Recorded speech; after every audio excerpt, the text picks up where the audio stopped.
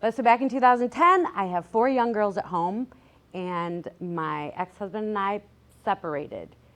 And it was scary, it was vulnerable, it was scary when he was home, then he left, and it was a little frightening being alone. My youngest was not quite 1 yet, and so I had, 8, 6, 3, and 1 girls at home. And I was raised, my story is a Christian story. You guys can be wherever you're at with God, but my story I'm just gonna share because it's my story. So I had been a really good girl. I did everything right. I don't do anything wrong. Because I want my life to be successful. So I'm going to follow all the right things and never do anything wrong.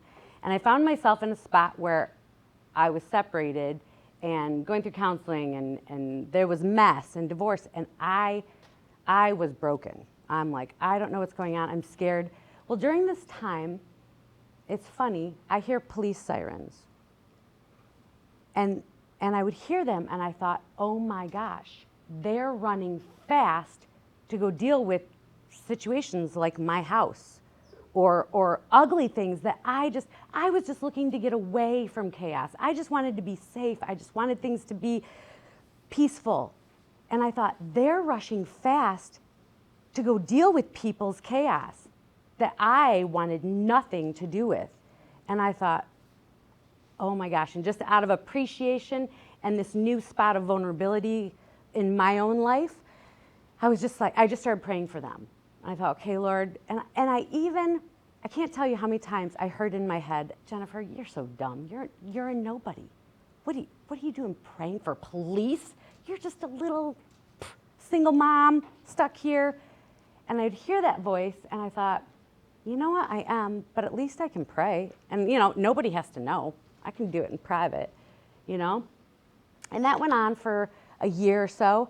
And then I started to think, oh my gosh, what about the people they're going to help? I should be praying for them.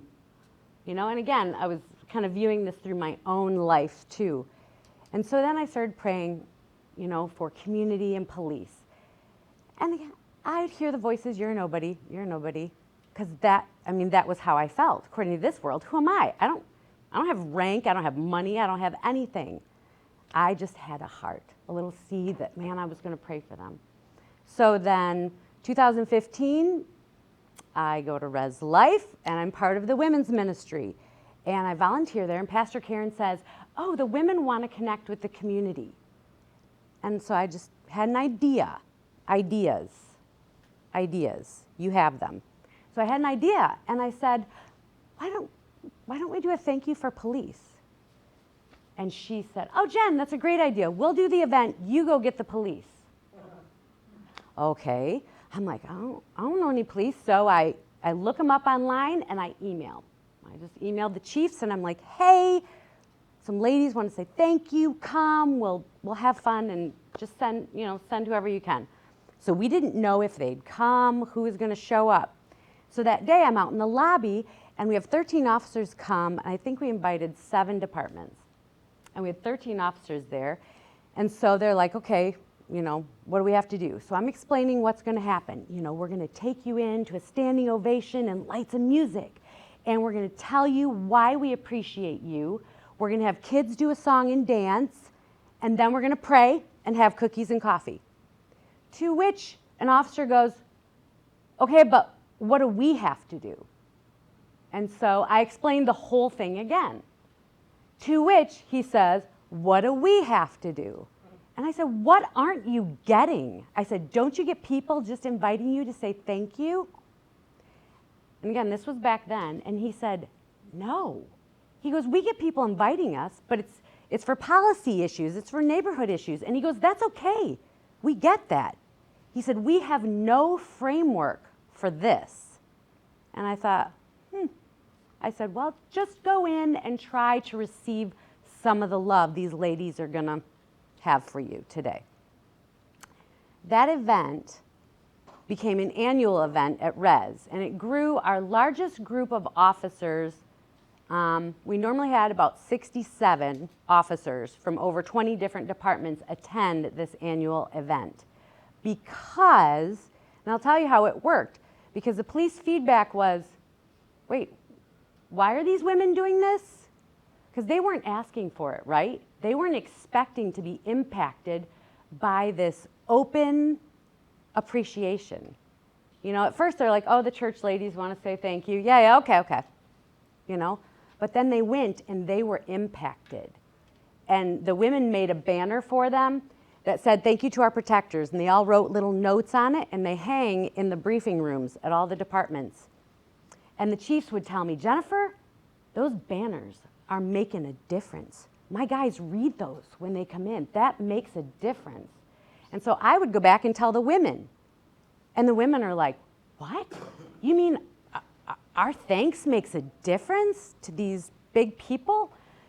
And she said, well, don't they know we're thankful? And I said, well, maybe, like Kim said, they all know their community is thankful. But the community they deal with day to day is not thankful to see them, usually. It's not a big appreciation type of thing. And so these church ladies' appreciation made a huge impact. So I watched this, and so that's how I got into it. My little seed that Rez said, oh, that's a good idea. And so I got to plant, and as the years went on and they made it an annual event, I got to continue going to the police departments, and I got to go deliver the banners, do presentations. I get to know the police, and they thought of me as a church lady. That's okay. So then 2020 happens, and if you remember, it was the George Floyd. Yeah. Or was it the Ferguson? No, it was George Floyd, and then the big riot in downtown Grand Rapids. If you guys remember that, all the cars burning and the windows smashed out. And I watched as that happened. I'm happy to tell you the next day I took my daughters down, and the whole city was out to clean up the downtown. It was really a testimony to our city. But, so we have this big chaos. We have our whole city's reeling, right, from the riots. And how are we going to handle this? What are we going to do? Who's going to say what? And everybody was tiptoeing. And I was just waiting. I'm like, who's going to lead? Who's going to step up? Because we had such division in our city. And I heard about a pastor. And I highlighted him at our gala. And he's not here today. He's one of our board members. But a black pastor in Grand Rapids, 3 weeks after the riots, was hosting an appreciation luncheon for first responders. That includes police. And I'm like, what? Nobody's leading, nobody's talking, everybody's tiptoeing, and here's a pastor who's going to invite police to his house or to his church to say thank you? So I said, I got to go meet this guy. I went and I met him, and a couple months later, we formed the nonprofit, ICI Nation. But I want to tell you why we organized, because like I was thinking, why does Grand Rapids need one more nonprofit? Really? We have enough nonprofits here. I didn't want to be a nonprofit, but my seed had been planted and had been growing just as a hobby, as a nobody. Remember? No rank, no money, no anything, just a lot of goodwill. It had been growing, so now we had this time of chaos, and people are looking for who's holding the space. And ICI, before it was created, but people looked to me and they said, well, Jen, you're holding the space between police and community. Because by that time I had an email list of about 70 people that just wanted to know about police. Some wanted prayer requests. Some wanted to just know about what was going on. And so I'd check in. By then I had a relationship with the different departments, and I'd check in. And so when this chaos, time of chaos came, and I was helping once Pastor Moses hosted that first luncheon, after that, man, I was inviting more police. I was inviting community. I'm like, we got to get this thing growing, because we were holding a space in this time of chaos. And out of that is where the leadership opportunity presented itself.